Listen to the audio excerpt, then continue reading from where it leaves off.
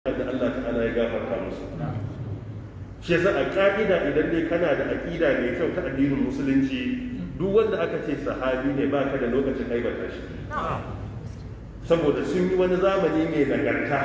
da ba irin zamanin ka ko zamani na ba. A zamanin su ba a sa agogo a masallaci a zo a sa karfe da faɗo a kulle shi, saboda talakawa ne amma ba sa sa ta agogon masallaci.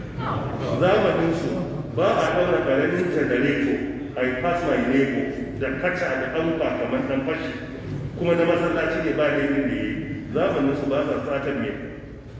janareton masallaci. Zamanin su ba ka ajiye takalmin ka a kofar masallaci su ɗauke maka. Yanzu kana ajiye ka da zai akar makalla shiga da shi. Zamanin su ba a zuwa masallaci da sadaki su sace. Duk waɗanda sahabbai ba sa yi. Ba a zuwa makabarta su sace maka waya. A zamanin su ba ka zuwa taron su harka cewa kula da aljihunka. Wallahi wannan zamanin kuma a haka da waɗannan fitinin tsakanin wai mutum ya zana wai su zai aibata. Kuma wai hakan da yake yi wai sunan abin a wurinsa wai ne. Wai addini yake, wai shi wannan abin ya amince wai addini yake. A ina ya koyi addini. Shi yasa a ka'ida in kana son kubuta ka tsira, duk wanda aka ce sahabi ne tsakaninka da shi ne radiyallahu anhu, Allah ya kara masa yadda. Sun zo zamanin da ya fi namu daraja,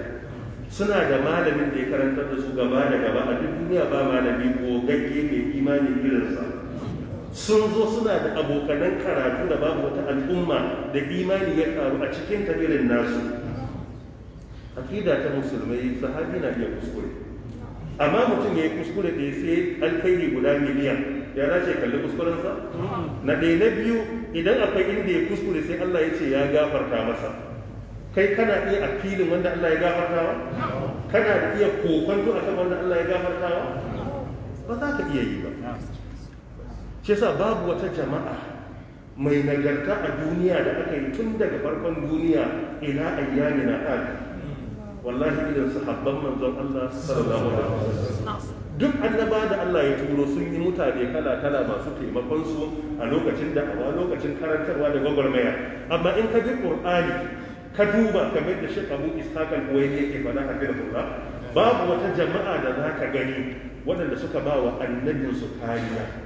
suka yi haƙuri da juriya, suka wahala, suka yi ƙoƙari don addini wasu a duniya irin sahabban annabi Muhammad sallallahu alaihi wa sallam. Yace ka duba misali daga cikin annabawa da Allah ta'ala ya tura akwai annabi Musa. Mun ga annabi Musa Allah ya yi ainihin almajiransa da mabiyansa gata na saukar musu da irin almanna wa salwa daga sama, na halakar da fir'auna da ya musu, na ababe da dama daga cikin ni'imomi da Allah ta'ala yake yi. Amma duk da haka za ka ga suna faɗan wasu kalmomi ga annabi Musa da ba ka taɓa ga kwatankwacin irin wannan cewa sahabban annabi Muhammad sallallahu alaihi wasallam sun faɗa zuwa gare shi ba. Su wane ne suke cewa fadhhab anta wa rabbuka faqatila inna hahuna qa'idun? Na'am, banu Isra'il waɗanda Allah ya wadancan ni'imomin. Wannan zai zama wata sura kenan, zai zama ma'ida aya ta nawa, zai zama ta 24. فاذهب أنت وربك فقاتلا إنا هاهنا تندق قالوا يا موسى إن فيها قوما جبارين وإنا لن ندخلها حتى يخرجوا فإن لن ندخلها أبدا حتى لن ندخلها أبدا فاذهب أنت وربك فقاتلا إنا هاهنا قاعدون. su suka faɗi wannan magana. In ka ɗauki mutanen annabi Isa al-Hawariyun me suka faɗa? Me suka faɗa?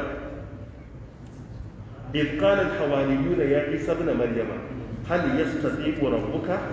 أن ينزل علينا مائدة من السماء قالوا اتقوا الله إن كنتم مؤمنين. su suke cewa hal yastati'u rabbuka, suna tambaya akan kudirar Allah, shin Allah zai iya saukar mana da ma'ida daga sama? Sheikh Abu Ishaq al-Huwaini ce waɗannan su ne mabiyansu masu imani su suke ce hal yastati'u rabbuka, wanda ma zai zama wata sura ma'ida aya na nawa zai zama 112. Amma in ka duba sahabbai al-Qur'ani duk inda Allah ya kira sai kofin su, ka taɓa ga irin wannan tambaya? ka taɓa ga umarni nasa da suka saba? Ka duba irin yadda Allah yake yabon su min babin misali. Ka duba abin da Allah yake falladina amanu bihi wa azzaruhu wa nasaruhu wa taba'u an-nura alladhi unzila ma'a ulaika humul waɗannan sai akan wa sai akan sahabbai الذين يتبعون الرسول النبي الأمي الذي يجدونه مكتوبا عندهم في التوراة والإنجيل يأمرهم بالمعروف وينهاهم عن المنكر ويحل لهم الطيبات ويحرم عليهم الخبائث ويضع عنهم إسرهم والأغلال التي كانت عليهم سأل فالذين آمنوا به هذا الله يتبتد الإيمان والذين آمنوا به وعزروه هذا سكة كرففيش سيكون مين ونصروه سكة تيمكيش نهضبا واتبعوا النور الذي أنزل معه سورة ودن سكة بحسكن الله سبحانه وتعالى يأيكوش تاريدش سكة شغل مسلمين سكة كالبي قرآن سكة بالسنة ta annabi Muhammad sallallahu alaihi wa sallam in ba su habbai ba waye irin wannan shi yasa dukkan wani abin da zaka ga wannan zai zama wani sura kenan a Arab aya ta nawa zai zama 157 dukkan wata aqida da zaka gani a yanzu ana aibata sahabbai ba wai sahabban ake yi ba musuluncin ne ba a so saboda su ne hamalatul islam duk lokacin da ka rusa su kace baka yarda da su ba to babu kokwanto qur'anin baka yarda da shi ba don qur'ani shi ma riwaya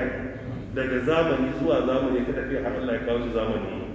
idan ka dauke ka aibata wanda suka haddace shi na farko to ka aibata qur'ani ka aibata sunna din don su suka ruwaito sunna zuwa gare mu kula da wannan dukkan wani abin da kaga za a karantar ko a aibata su ko a zage su musuluncin shine mustahada shi ake so a rusa tunda ba zai yi a rusa musulunci directly ba to bari a duba wanda suka yi musuluncin hidima zamanin da ba irin sa aka bata so to sai a sara kafar musuluncin in an ce an sara kafar abu zai iya tsayawa ba zai iya tsayawa kisa gwamna aka ce yana da sukuba ya cika sharuɗa ukun nan to sai dai ka masa addu'a ka ce me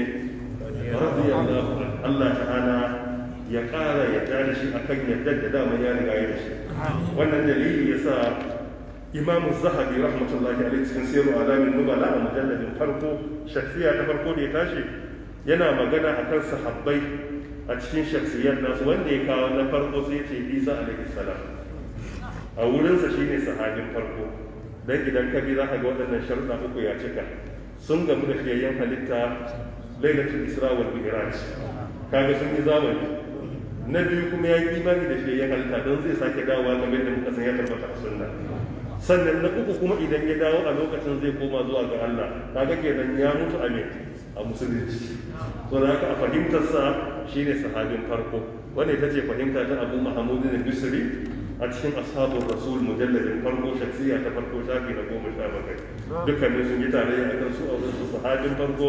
Isa alaihi salam huwa nabiyyun rasulun wa sahabiyyun annabi ne manzo ne kuma sahabin annabi Muhammad sallallahu alaihi wasallam wallahu ta'ala a'lam na'am don haka makanan lahu suhba qala yace ukhmiya ala rasulillahi sallallahu alaihi wasallam fi maradihi fa afaq ukhmiya kalmar ukhmiya daga al-ighma ne ighma kuma shine mutum ya waye gari bai iya riskan me ke faruwa a environment da yake idan ka samu kanka a halin da baka san me ke faruwa a wurin ba ya shiga cikin nau'i na al-ighma ko ya zama bacci ne ko suma ne ko abin da ya kama da wannan so kalmar ukhmiya anan ay min shiddati mardi saboda tsananin jinya da yake ciki ya waye gari abin da ke kewayensa bai riskansa a daidai lokacin mafhum tayyib fa'afa bayan sai kuma ya farka ai min hadhihi ighma daga wannan kaman hali da ya shiga na rashin sanin da ke kewayensa sai farka faƙala sai ce hadarati sala bi ma'ana hal hadarati sala tambaya ne amma ba a kawo alatul istifham ba saboda laraba na amince da wannan saboda iya balaga ta magana cikin ilmul badi ana iya tafiyar da tambaya ne amma tambaya ake nufi